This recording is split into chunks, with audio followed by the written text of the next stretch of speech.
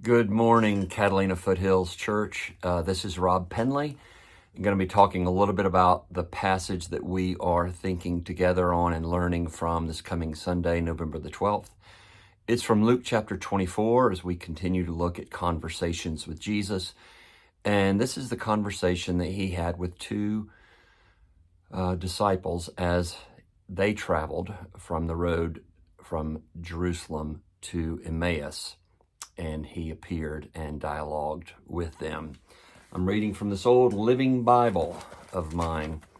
Here we go, Luke chapter 24. That same day, Sunday, two of Jesus' followers were walking to the village of Emmaus, 7 miles out of Jerusalem. And as they walked along, they were talking of Jesus' death, when suddenly Jesus came along and joined them and began walking beside them. But they didn't recognize him, for God kept them from it.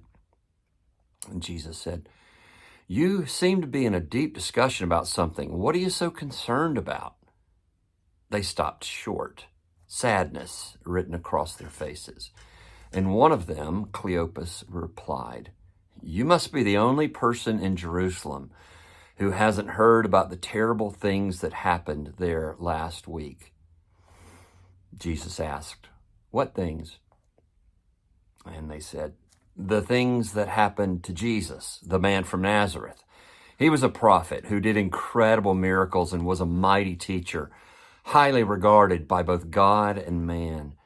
But the chief priests and our own religious leaders arrested him and handed him over to the Roman government to be condemned to death, and they crucified him. We had thought he was the glorious Messiah and that he had come to rescue Israel. And now, besides all this, which happened 3 days ago, some women from our group of his followers were at his tomb early this morning and came back with this amazing report that his body was missing and that they had seen some angels there who told them Jesus is alive. Some of our men ran out to see, and sure enough, Jesus' body was gone, just as the women had said." Then Jesus said to them, "You're such foolish, foolish people. You find it so hard to believe all that the prophets wrote in the scriptures. Wasn't it clearly predicted by the prophets that the Messiah would have to suffer all these things before entering his time of glory?"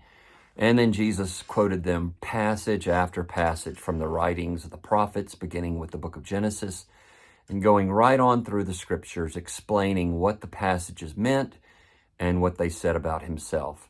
By this time, they were nearing Emmaus and the end of their journey, and Jesus would have gone on, but they begged him to stay the night, and it was getting late, and so he went home with them.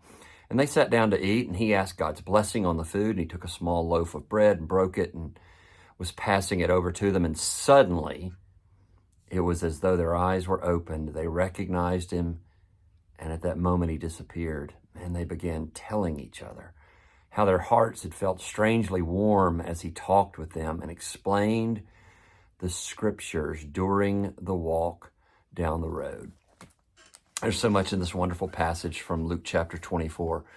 But just today, I want you to think on this, that Jesus is the point of the Bible, that the Bible was written to reveal God's plan for his mercy, for his glory, for his redemption of his people, and all of that. The shadows of the Old Testament pointed to the realities of Jesus. And we're going to talk about that and how reading our Bibles with Jesus at the very center from Genesis to Revelation really is the healthiest way to read our Bibles, and it's also the path to life.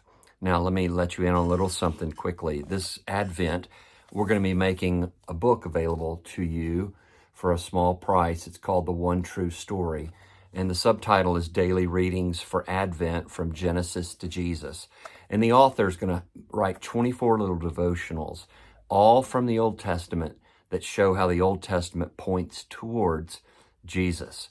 And this will also be the theme of our preaching in 2024. And so we're going to get a chance as a church family, and maybe even starting this week, to think about how rich a resource the Old Testament is to help us understand and treasure Jesus. So be looking at Luke 24 this week. I'll see you on Sunday. Thank you.